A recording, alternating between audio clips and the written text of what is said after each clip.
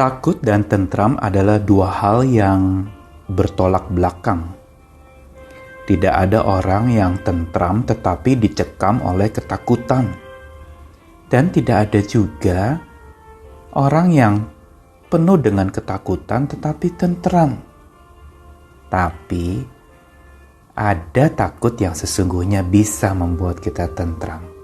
Saya Nikolas Kurniawan menemani kita hari ini dalam sabdanya yang menyapa kita lagi dari Amsal pasal yang ke-14 ayat 26 sampai 27. Dalam takut akan Tuhan ada ketentraman yang besar, bahkan ada perlindungan bagi anak-anaknya.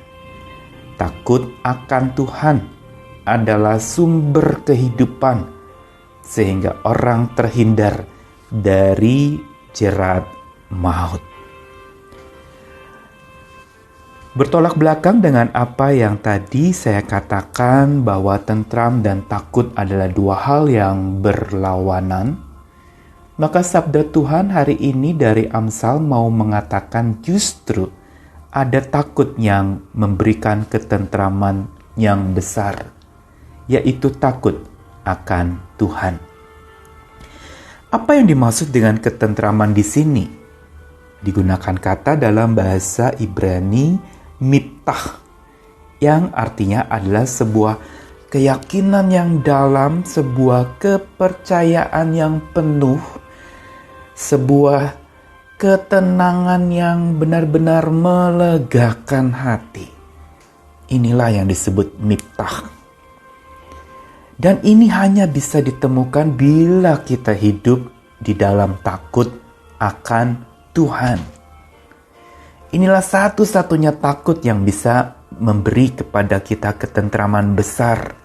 Bahkan juga perlindungan bagi anak cucu kita, dikatakan demikian. Bahkan itu bisa menjadi sumber kehidupan yang membuat kita terhindar dari jerat maut. Kuncinya adalah takut akan Tuhan. Lalu apa artinya takut akan Tuhan? Takut akan Tuhan di sini bukan sebuah takut kepada penghakiman atau takut kepada neraka atau takut Tuhan marah atau takut di mana kita akan memperoleh sebuah ganjaran dari apa yang kita lakukan. Tapi takut akan Tuhan ini lebih kepada takut pada sosok pribadi Tuhan itu. Yaitu sebuah sikap yang betul-betul tengadah kepadanya. Sikap hormat yang dalam, menghormati Tuhan.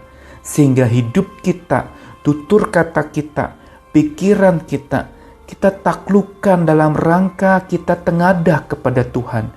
Karena kita menghormati Tuhan, maka kita hati-hati dengan apa yang kita katakan. Karena kita menghormati Tuhan dan tengadah kepada Tuhan, maka kita gak sembarangan dengan hidup kita. Dengan pola hidup, dengan pola pikir, atau pola-pola yang lain dalam hidup kita. Yang kedua, makna takut akan Tuhan bukan saja selalu tengadah kepada Tuhan.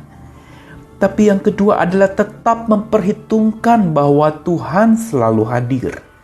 Dia mengawasi, dia memperhatikan, dia bersama dengan kita.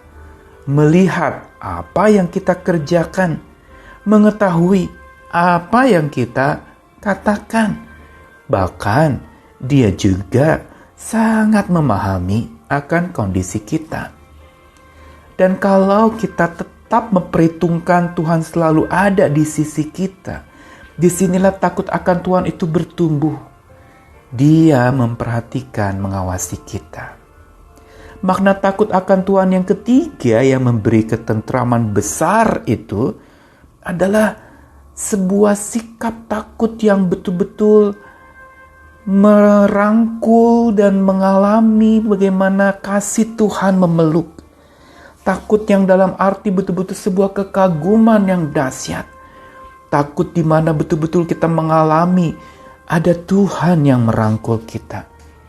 Itu yang justru membuat kita tentram. Dan inilah arti takut akan Tuhan. Pandangan agama monoistik justru mengatakan takut itu lebih kepada hal-hal yang murka dari Tuhan, hal-hal yang mungkin mengerikan dari Tuhan, hal-hal yang menyeramkan dari sosok Tuhan. Tapi hari ini kita belajar takut akan Tuhan, justru takut yang lahir dari kasih Tuhan. Takut sebagai wujud karena kita mengasihi Tuhan. Takut sebagai satu manifestasi kasih. Karena di dalam kasih tidak ada ketakutan. Dan takut akan Tuhan justru itu menjadi bukti kasih kita kepadanya. Mari kita belajar hari ini sebelum melakukan apapun juga, atau ketika kita melakukan apapun juga, milikilah hati yang takut akan Tuhan. Karena itulah sumber ketentraman besar kita. Itulah kekuatan dan perlindungan kita yang menghindarkan kita dari jerat maut dan segala malapetaka. Tuhan mengasihi kita, karena itu di dalam kasih-Nya tidak ada ketakutan kepada apapun juga. Tapi karena kasih-Nya, kita justru takut hanya kepada Tuhan saja. Sehingga kita tidak takut kepada apapun juga yang ada di dunia ini. Selamat pagi, selamat beraktivitas, selamat berjuang lagi. Tuhan mengasihi kita. Amin.